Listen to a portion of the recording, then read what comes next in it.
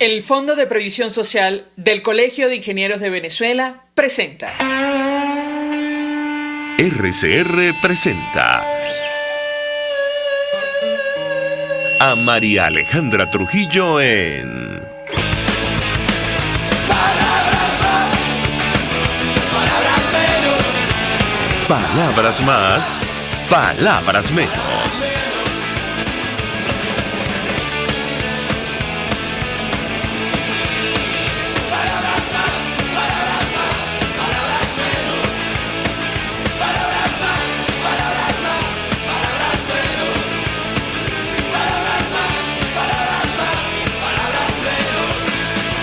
Buenos días, amigos de Radio Caracas Radio. Lo mejor este jueves 13 de enero del año 2022. Todo el equipo que trabaja para ustedes a partir de esta hora los saluda. En la producción, Génesis Rodríguez y Mario Villarreal. En los controles, César Arteaga, quien tendrá el inmenso placer de acompañarles, María Alejandra Trujillo. Saben, ustedes se pueden comunicar desde muy temprano a través de la cuenta en Twitter, @RCR750, seguirnos por nuestras plataformas digitales a través de TuneIn y YouTube y el portal rcr750.com. Escuchaban ustedes algunos de los titulares de las informaciones más destacadas en Venezuela y el mundo. Yo comentaré sobre algunas porque ya tenemos a nuestro primer invitado vía telefónica. A propósito del tema que debatíamos el día de ayer, que tiene que ver con la situación de seguridad y defensa, pero también con el papel de la comunidad internacional para generar un cerco en nuestro país y promover un cambio. Los casos en el exterior avanzan. Fiscales de Miami investigan a Luisa Ortega Díaz por caso de soborno, según periodista de AP. Y les comento algunos de los detalles de esta información, a la que habrá que hacer seguimiento, sin duda. Fiscales de Miami en Estados Unidos están tomando medidas adicionales de investigación contra la abogada y exfiscal Luisa Ortega Díaz por presunta implicación en un caso de soborno, según reseñó el periodista Joshua Goodman, corresponsal de Associated Press, este 12 de enero de 2022. En abril de 2021, AP informó que la exfuncionaria estaba relacionada con un caso de corrupción que involucraba a Carlos Urbano Fermín, un empresario venezolano. Y la verdad, esto lo decimos nosotros, la cifra no es menor. Habrá que ver, insistimos, si esto se confirma y si efectivamente se está señalando a esta exfuncionaria. Por lo siguiente, en aquel entonces Fermín declaró haber pagado aproximadamente $1 millón, se dice fácil, a un fiscal de alto rango en Venezuela para evitar investigaciones por sus contratos con la estatal Petróleos de Venezuela. Habrá que ver en qué termina esto, pero la justicia internacional avanza, no se detiene. Iván Simonovich, comisario Iván Simonovich, quien, saben ustedes, fue a la cárcel producto de la acción en su momento de la fiscal Luisa Ortega Díaz y otros funcionarios. Él decía en su cuenta en Twitter, posteaba la noticia: la justicia de Estados Unidos estaría desarrollando una investigación adicional en torno a la ex fiscal general de Venezuela, Luisa Ortega Díaz, y su presunta responsabilidad en un caso de soborno. Hoy, decía él, Luisa Ortega Díaz y Germán Ferrer vienen más. Habrá que ver si esto ocurre, efectivamente. Sobre el avance de la pandemia, tema que hemos debatido ampliamente en este espacio, la OPS advierte sobre el predominio inminente de la variante Omicron en nuestro país, como ha ocurrido en otras naciones, por cierto. Esto lo decía ayer Ciro Ugarte, director del Departamento de Preparación de Emergencias y Reducción de Desastres de la Organización Panamericana de la Salud. Se estima que esta variante llegue progresivamente a diferentes partes del territorio venezolano, como ocurre en la mayoría de los países, y que progresivamente sea la variante predominante. Claro, en otras naciones esto ha venido acompañado por un incremento exponencial de los casos. Y destaco esto porque ayer el ministro de Comunicación del régimen de Nicolás Maduro escribía en su cuenta en Twitter que en las últimas 24 horas se han registrado más de 1.200 nuevos contagios en nuestro país. Recordar que el último dato anterior, que lo daba Delcy Rodríguez, nos hablaba de poco más de 500 nuevos contagios. Es decir, más del 100% de casos, se ha multiplicado el número de casos, en las últimas 24 horas, según estas cifras oficiales, sin hablar del subregistro. Y sobre el panorama político, que es lo que vamos a debatir la mañana de hoy, está abierta una discusión luego de lo ocurrido el domingo en Barinas, sobre todo en las filas de los partidos políticos que hacen bien la alternativa democrática, y es que, se acercan momentos definitorios para el destino político de nuestro país. Este año hay algunas iniciativas, incluyendo la renovación de los liderazgos y un supuesto referéndum revocatorio. Vamos a hablar al respecto con nuestro invitado Benigno Alarcón, que ya nos acompaña vía telefónica, quien conoce perfectamente de estos temas. Hemos visto algunas entrevistas que ha ofrecido a medios de comunicación, hablando justamente sobre los panoramas, el panorama político después de lo ocurrido en Marinas, director del Centro de Estudios Políticos del Gobierno de la Universidad Católica Andrés Bello. Profesor, gracias por atendernos. Le deseo lo mejor este año 2022, aunque ya estamos a 13 de enero. Sé que para usted este año va a ser muy especial, al margen de lo que está ocurriendo obviamente en nuestro país. Bienvenido. Buenos días, María Alejandra. Y bueno, obviamente deseo lo mismo para ti, para tu equipo de trabajo y para toda la audiencia que nos escucha a esta hora. Pues, profesor, mucho interés de conocer su opinión y análisis acerca del tema que nos ocupa la mañana de hoy, que tiene que ver con los escenarios políticos en nuestro país. Insistimos, está abierta una discusión, sobre todo entre los factores de la alternativa democrática, sobre la ruta para alcanzar el objetivo que es una transición a la democracia. Nos hablan de la celebración de elecciones presidenciales libres. ¿Qué opina usted acerca de esta discusión que está abierta en torno a la renovación de los liderazgos de nuestro país este año 2022 y la posible celebración de un referéndum revocatorio, una consulta en Venezuela? Lo escuchamos. Bueno, a ver, yo creo que estamos en una situación muy complicada para la oposición en este momento. Primero por los resultados del pasado 21 de noviembre, que contrastan con resultados de Barinas, obviamente, pero la situación de Barinas y del 21 de noviembre es completamente distinta. El 21 de noviembre la gente asiste a un proceso electoral sin expectativas de poder ganar o de poder ocupar la mayoría de los espacios, y eso generó una abstención muy alta, básicamente las más altas que hemos tenido en un proceso electoral.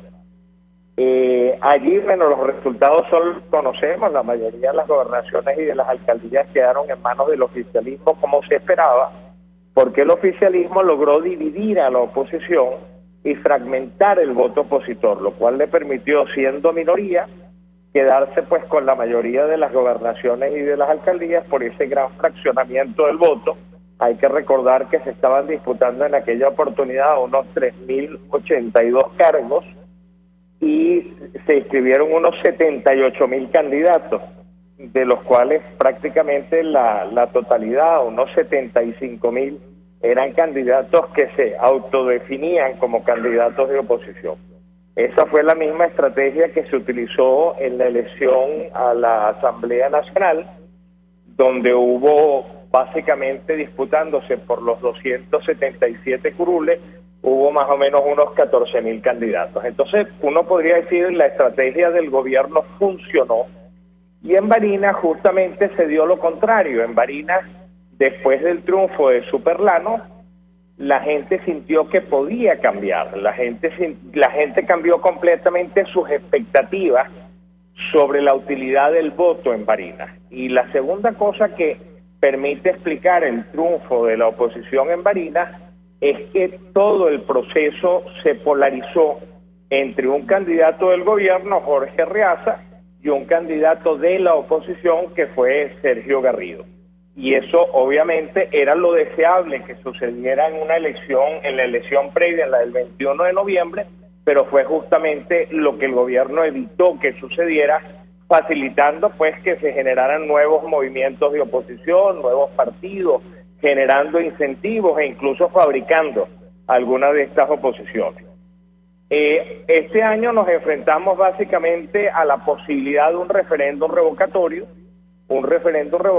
que, sin lugar a dudas, es un camino cuesta arriba, nadie lo duda, pero yo creo que es un camino cuesta arriba que hay que tratar de transitar, pese a lo que muchos dicen.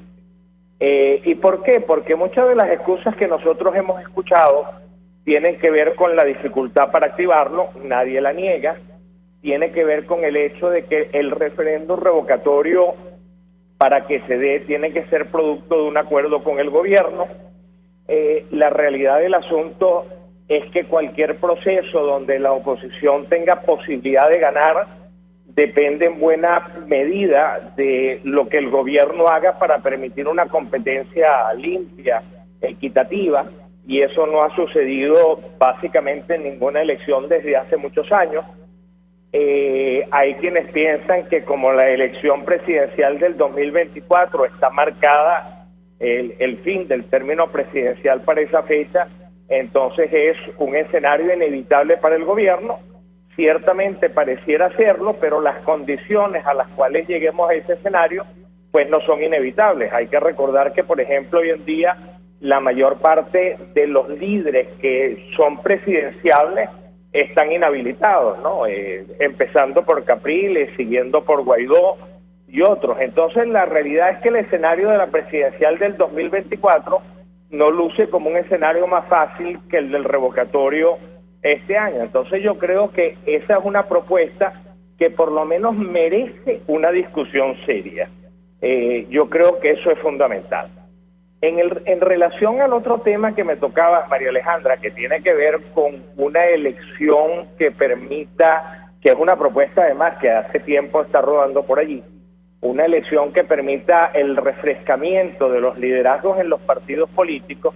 Bueno, yo no tengo ninguna duda que todos quisiéramos ver un refrescamiento de los liderazgos, que quisiéramos ver el debate dentro de los partidos políticos y ver qué propuestas salen de allí entre personas, bueno, que están allí trabajando desde hace mucho y no han podido exponer, por decirlo así, sus tesis. Pero yo honestamente veo difícil que eso se dé. Y lo veo difícil porque, bueno, lo veo difícil porque quienes hoy en día están más interesados en que se hagan una especie de primarias, que se hagan elecciones dentro de los partidos políticos para reflejar sus autoridades, o que se haga una elección a nivel nacional para elegir los liderazgos a niveles municipales, regionales o al nivel nacional, o todos incluidos, son quienes tienen oportunidad real de ganar esa elección el día de hoy. Y la realidad es que la mayor parte de los liderazgos nacionales, por hablar solamente del nivel nacional, porque digamos que los regionales y municipales acaban de medirse, pues están todos en muy malas condiciones, unos un poco mejor que otros, pero en general todos están en muy malas condiciones. Y si bien es cierto que hay algunos que están un poco mejor y que pueden ser los interesados en que esa medición se haga, yo veo al resto, a los que piensan que no la pueden ganar, bloqueando justamente un acuerdo de esa naturaleza con la excusa de que hay que esperar a estar más cerca del 2024 para que la elección de ese líder y potencial candidato presidencial para el 2024 tenga sentido para la elección de ese año, porque las cosas pueden cambiar mucho del 2022 al 2024. Entonces la realidad del asunto es que propuestas hay. El problema va a ser llegar a algún acuerdo sobre alguna de ellas, porque todas tienen pros y contras y lamentablemente aquí interfieren en cualquier propuesta los cálculos individuales de cada actor de acuerdo a las conveniencias, porque está bien posicionado en un momento determinado o porque es su propia propuesta, y posicionar su propia propuesta le permite ejercer el liderazgo en esa dinámica. Y esas son las dificultades que estamos teniendo. Yo me temo que va a pasar un tiempo relativamente largo de este año en ese debate, posiblemente sin que se llegue a ninguna solución definitiva, o puede suceder que por no llegar a acuerdos, pues continuaremos viendo el fraccionamiento de la oposición entre grupos que defienden una propuesta y grupos que defienden otra. Y eso al final del día tiene que llegar a resolverse en algún momento, porque si no se resuelve, lo más peligroso que pueda pasar es que el tiempo siga avanzando sin que tengamos una oposición consolidada y fuerte que pueda hacer frente al gobierno, bien en un referéndum o bien en una elección presidencial o en cualquier otro escenario. Profesor, tenemos que hacer una pausa para ir a publicidad. Al regreso quisiera referirme, bueno, te ha tocado varios temas, pero específicamente a el referéndum revocatorio, las presidenciales, las posibles elecciones presidenciales en 2024, porque en Venezuela, como sabemos, nada está escrito, Y es que algunos dirigentes de la Alternativa Democrática, como Juan Pablo Guanipa, han advertido que permitir lo que pasó en Barinas o en el Zulia no quiere decir que el régimen esté dispuesto a dejar el poder usurpado y abusado. Le ruego permanezca unos minutos más. Al regreso quisiera su comentario sobre este tema. Ya venimos. Ok. Usted escucha Palabras Más, Palabras Menos en RCR 750 AM. Puedes seguirnos en nuestras redes sociales.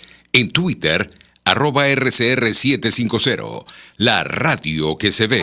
Mensaje del ingeniero José Peraza, tesorero del FONPRES CIB. Estimado colega ingeniero arquitecto y profesional afín, el Colegio de Ingenieros de Venezuela y el Fondo de Previsión Social, preocupado por la salud de tu familia, ha diseñado un sistema de salud integral que coloca a tu disposición y que contiene asistencia primaria de salud, ambulancia, hospitalización, cirugía, oftalmología, dermatología, fisioterapia, psicología, odontología, farmacia y funerario. Para mayor información, visítanos a nuestros portales cib.net.be, fonprescib.net.be, Colegio de Ingenieros de Venezuela, construyendo futuro.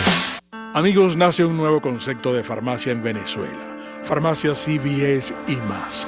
Todo lo demás. En Farmacia CVS, en español CVS, lo consigues todo en un solo lugar. Salud, belleza, hogar y comida. Un nuevo concepto en todo para un nuevo concepto de vida. Farmacia CVS y más está en el CCCT nivel C1, frente a Beco y al lado del Banco Mercantil. En Instagram, FarmaCVS. Farmacia CVS y más. Todo lo demás. Todos las piensan, todos las escuchan y María Alejandra Trujillo te las dice. Palabras más, palabras menos. Amigos, palabras más, palabras menos, hablando acerca de los escenarios políticos para nuestro país en este año 2022, sobre todo después de lo ocurrido recientemente en Barinas, que ha abierto toda una discusión, tomando en cuenta, bueno, todas las maniobras al margen de la ley, les diría yo, que utilizó el oficialismo para, bueno, quedarse con esa gobernación, empezando por la inhabilitación posterior del candidato ganador del evento de 2021, del 21 de noviembre. Y, bueno, la discusión que está abierta entre los factores de Alternativa Democrática sobre la ruta a seguir para conseguir el objetivo final, que es una transición a la democracia en nuestro país. Nos acompaña el profesor Benigno Alarcón, director del Centro de Estudios Políticos de Gobierno de la Universidad Católica Andrés Bello. Yo le dejaba una inquietud, profesor. Una de las opiniones que leíamos en las últimas horas la ofrecía Juan Pablo Guanipa, quien es dirigente de Primero Justicia, primer vicepresidente de la Asamblea Nacional 2015, y él, a propósito de lo ocurrido en Barinas, decía que el régimen de Maduro, que ha permitido lo que pasó en Barinas y en el Zulia, probablemente nunca estará dispuesto a dejar el poder presidencial usurpado y abusado. Yo le pediría su comentario sobre una opinión de esta naturaleza. Lo escuchamos. Bueno, yo debo decir que Juan Pablo Guanipa, a quien conozco muy poco, he tenido la oportunidad de ver solamente 2 veces, le he escuchado opiniones muy sensatas y creo que esta es una de ellas, ¿no? Juan Pablo Guanipa ha sido un tipo muy coherente y muy comprometido con las cosas en las cuales cree, a pesar de las críticas que muchas veces ha recibido, pero la realidad del asunto es que él tiene razón en lo que está planteando. O sea, pensar que porque el gobierno en un momento dado permite que se le quite un estado como el Zulia o un estado como Barinas, o Nueva Esparta o cualquier otro, va a operar de la misma manera en el caso de una elección nacional, es sencillamente una ingenuidad suprema. Hay que recordar que durante toda la historia de estos 22 años, el gobierno ha permitido cierto nivel de competitividad en elecciones regionales y municipales. Y eso es una característica común en gobiernos que se caracterizan por ser regímenes híbridos, como se conocen, que son autoritarismos que celebran elecciones, e incluso en autoritarismos hegemónicos donde lo que les interesa principalmente es mantener el control del poder nacional. Ahora lo que nosotros vamos a ver, y esto no hay que perderlo de vista, es que de la misma manera que el gobierno ha cooptado algunos movimientos o algunos liderazgos de oposición haciendo básicamente que trabajen para él por sus propios intereses, como lo vimos en el caso de la Asamblea Nacional y del grupo que se separó, por decirlo así, de la oposición para oponerse a las decisiones que se iban a tomar en la Asamblea Nacional, ese famoso evento que vimos en enero del 2020. Bueno, nosotros ahora vamos a ver un gobierno que va a empezar a presionar a unos alcaldes y a unos gobernadores de oposición que ganaron sus puestos para tratar de negociar con ellos y tratar de colocarlos de su lado, o por lo menos no en su contra, porque estos gobiernos se vuelven muy dependientes del gobierno nacional, sobre todo por el tema de los recursos. Y allí va a haber presión. Bueno, si va a funcionar o no dependerá de cada gobernador y dependerá de cada alcalde. Pero la realidad del asunto es que un gobernador y un alcalde, que su ilusión al ser electo es querer hacer gestión, y es una, digamos, es una aspiración completamente legítima, se van a encontrar con el obstáculo de un gobierno que le va a decir, bueno, si quieres trabajar cooperativamente conmigo, pues podemos entendernos, pero si tú vas a trabajar en mi contra, si tú quieres jugar a ser oposición, bueno, tendrás que ver cómo te las arreglas, porque no vas a tener los recursos ni los medios para hacerlo.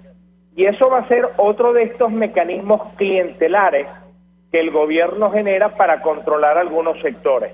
Y hoy en día el gobierno va a apuntar, no tengamos ninguna duda de eso, lo vamos a empezar a ver muy pronto, va a apuntar hacia esos gobernadores y esos alcaldes de oposición que son vitales para poder movilizar y para poder organizarse para una elección nacional, la presidencial del 2024, o para un referendo revocatorio, para tratar de que no colaboren con esas iniciativas, para lograr que no le hagan oposición al gobierno y tratar de que se tengan que entender con él. Bueno, inevitablemente algunos alcaldes y algunos gobernadores caerán en eso que llaman síndrome de Estocolmo y empezarán de alguna manera a cooperar con el secuestrador, empezarán de alguna manera a sentir que no tienen opción, que no les queda más remedio cooperar para poder sobrevivir, y al final del día empezarán a jugar el juego que al gobierno le interesa. Ahí hay que tener mucho cuidado, porque esa es la estrategia que el gobierno ha venido utilizando desde el año 2019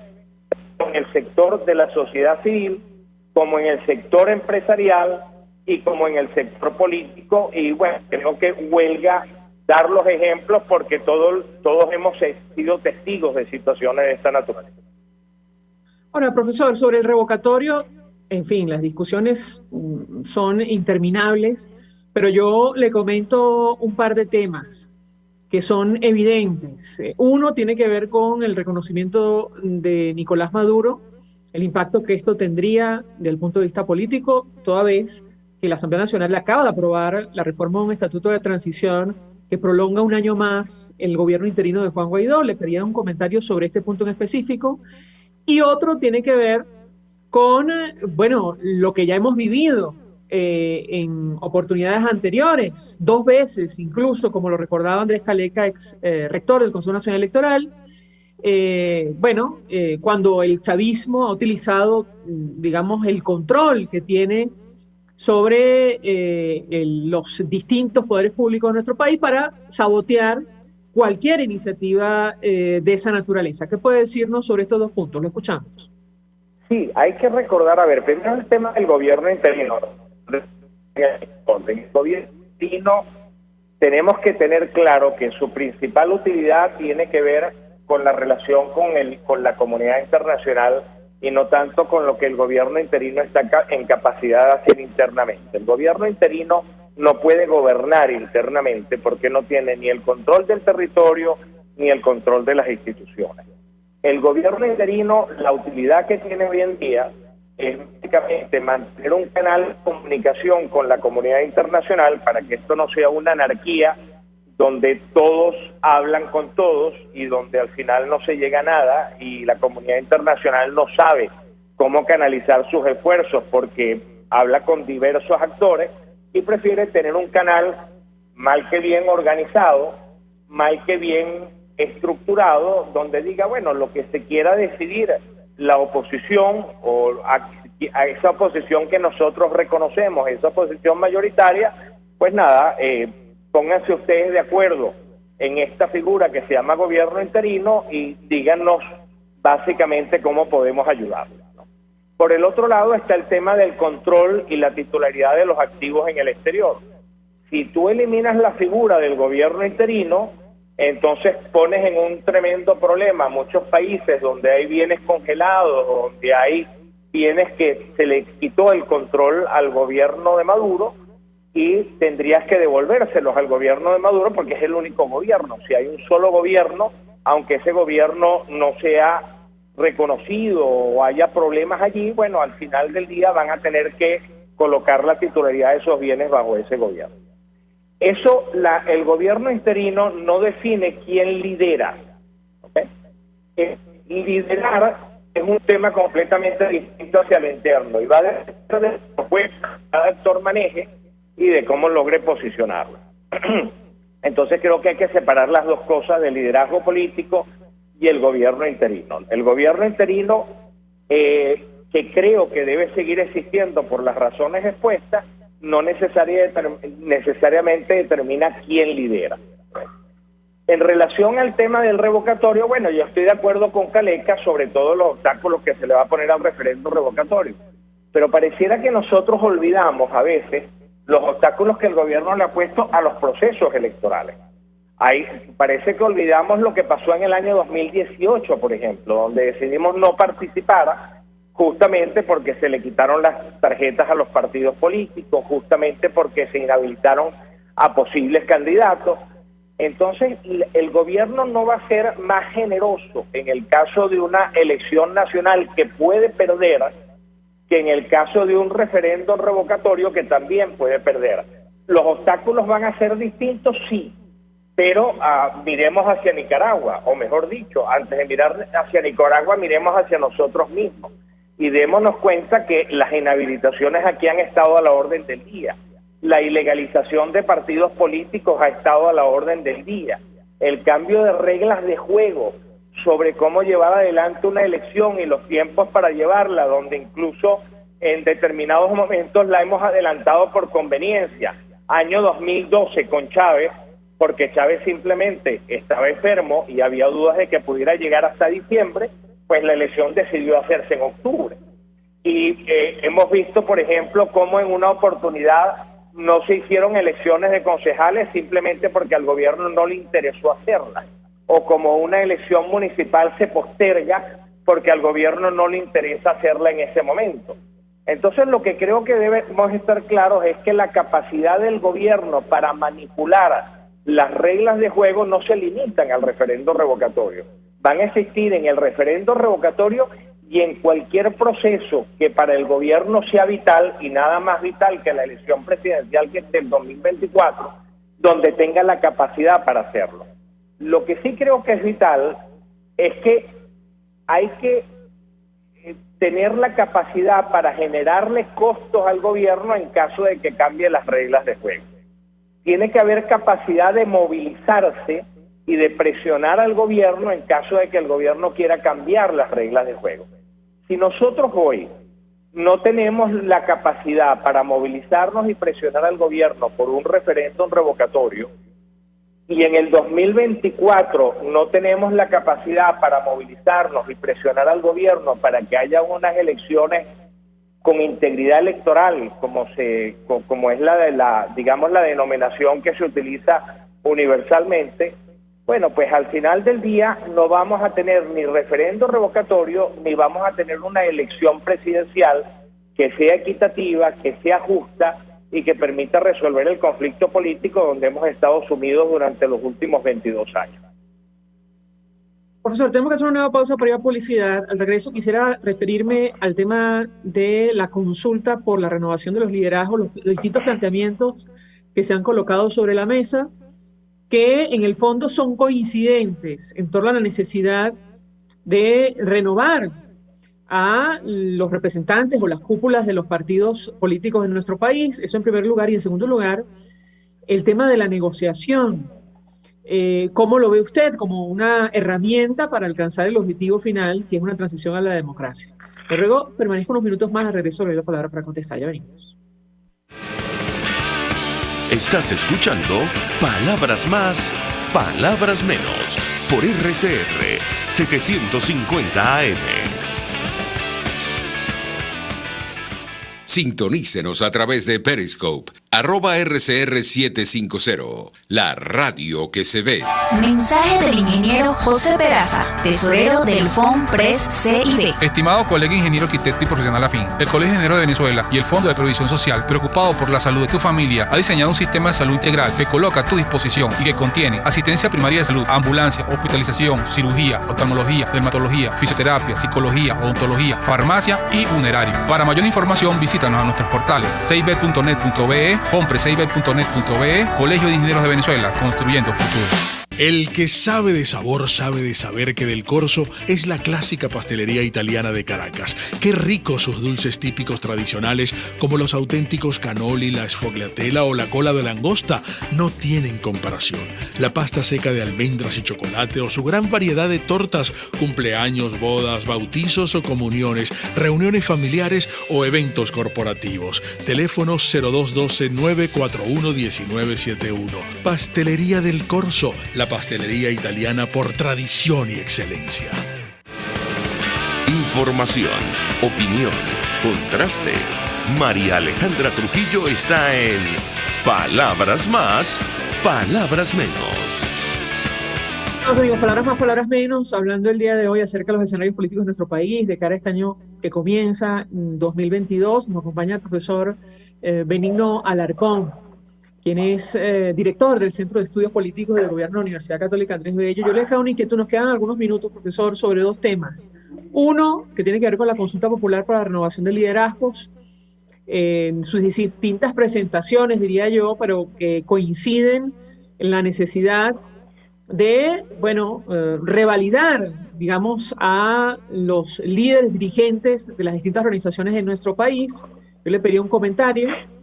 Eso en primer lugar. Y en segundo lugar, sobre la negociación que ha quedado en suspenso producto de la decisión del régimen de Nicolás Maduro de retirarse, pidiendo condiciones imposibles, incluyendo la liberación del empresario Alex Saab, sometido a proceso judicial en los Estados Unidos. ¿Qué puede decir, profesor? Bueno, en relación a la medición para la renovación de los liderazgos nacionales, un poco lo que hablábamos hace un momento, ¿no? Lo que nosotros tenemos en este momento es que alcanzar un consenso allí va a ser muy difícil, porque los únicos que van a estar interesados, y hay que recordar que eso es una elección, es una decisión de los partidos, los únicos que van a estar de acuerdo en los partidos de hacer esta renovación o esta elección para renovar liderazgo son aquellos que sienten que hoy, en este momento, están debidamente posicionados para poder ganar esas elecciones. Y el resto, los que sienten que no lo están, se van a oponer a ese proceso con múltiples excusas. Entre ellas, el 2024 está muy lejos y no tiene sentido elegir hoy a las personas que podrían ser candidateables de cara al 2024, porque las cosas pueden cambiar en el camino. O sea, pueden inhabilitar a esa persona, pueden suceder cualquier cantidad de cosas, ¿no? O inclusive quienes están inhabilitados no van a querer que esa elección se haga, porque no tendría mucho sentido que ellos participaran, porque no hay ninguna garantía de que van a estar habilitados, por ejemplo, de cara al 2024. Entonces yo veo tremendamente difícil un acuerdo en ese sentido. Esa propuesta de elecciones para elegir a los liderazgos y de refrescamiento de los partidos políticos se hizo hace mucho. Y la última vez que se planteó esto fue a mediados del año pasado, si mal no recuerdo, en una reunión entre partidos políticos donde se discutió el tema de renovar los liderazgos de los partidos. Entonces yo tengo enormes dudas de que se pueda alcanzar un consenso en los partidos, o al menos entre los partidos, para hacer esa renovación de liderazgo. Lo veo tremendamente complicado. Deseable, sí, sin lugar a dudas. Que todos quisiéramos ver nuevas caras, sin lugar a dudas, pero que ocurra lo veo tremendamente difícil, y creo que todos los que hemos seguido la política nacional pues entendemos las dificultades para que en relación al tema La segunda pregunta era, perdona María Alejandra, que las negociaciones, profesor. Las negociaciones. Bueno, el gobierno no tiene ningún interés en la negociación tal como está planteada. ¿Y por qué? Porque esta es una elección donde lo que se busca básicamente es lograr una elección presidencial que acabe con el conflicto. Ese es el objetivo principal de la oposición. Y el objetivo principal del gobierno es que se le quiten las sanciones y se le reconozca su legitimidad como gobierno. El problema es que el gobierno lo que no está dispuesto es a ese intercambio de reglas electorales por sanciones. Quisiera que le quitaran las sanciones, pero no está dispuesta a pagar un precio tan alto por las sanciones porque el gobierno sabe, también como nosotros, que es minoría y que para el gobierno es muy difícil ganar una elección con condiciones, una elección donde todos los candidatos que quieran competir estén habilitados, donde la oposición puede llegar a un acuerdo sabiendo que no se le va a inhabilitar su candidato y que pueda competir en igualdad de condiciones con el gobierno. El gobierno sabe perfectamente que esa elección la tendría perdida. Por eso es que estamos viendo al gobierno retrasando el proceso. Lo de Alex Saab es una excusa. Creo que el gobierno estaría en enormes problemas, eso no va a pasar, pero estaría en enormes problemas si el gobierno de Estados Unidos le dijera, tomen, le devolvemos a Alex Saab y siéntense en la mesa de negociación. Tendrían que inventarse otra excusa.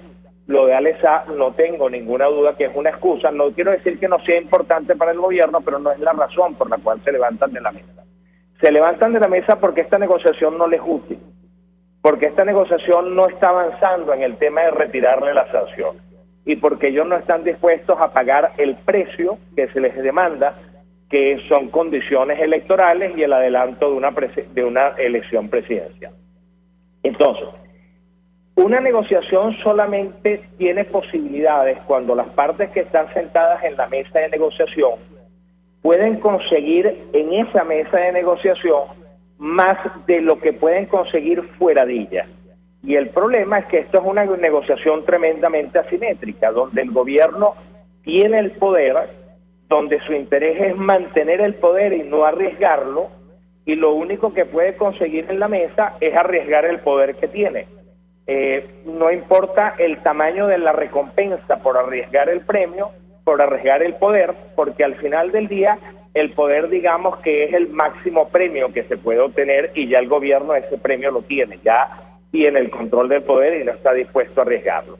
La única manera que el gobierno en un momento determinado puede plantearse con toda seriedad negociar estos aspectos es si el gobierno siente que puede perder el poder, hay una amenaza, por decirlo así, que le puede hacer perder el poder en un momento determinado, cosa que no está sucediendo el día de hoy, que ha sucedido en algunos momentos, 2019, movilizaciones del 2017, pero no en este instante. Y entonces, mientras las circunstancias no cambien, el gobierno, bueno, está en un equilibrio que alguien podría decir, bueno, es un equilibrio precario, es un equilibrio muy delicado. Sí, ciertamente lo es.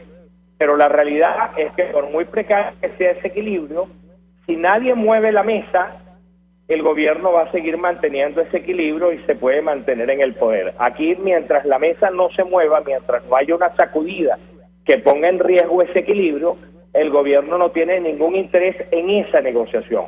Puede negociar otras cosas. Sí. Puede negociar otros temas que no impliquen un riesgo en el poder, pero el tema central de este proceso de negociación no le interesa en lo más absoluto. Profesor, 1.000.000 de gracias por atendernos, acompañarnos estos minutos, expresando opinión y análisis acerca del tema que hemos debatido la mañana de hoy. Benigno Alarcón es director del Centro de Estudios Políticos y de Gobierno de la UCAP. Nosotros nos despedimos, hacemos en nombre de todo el equipo. Nos encontramos mañana. El Fondo de Previsión Social del Colegio de Ingenieros de Venezuela presentó. RCR presentó Palabras Más, Palabras Menos. RCR 750 AM. Palabras más.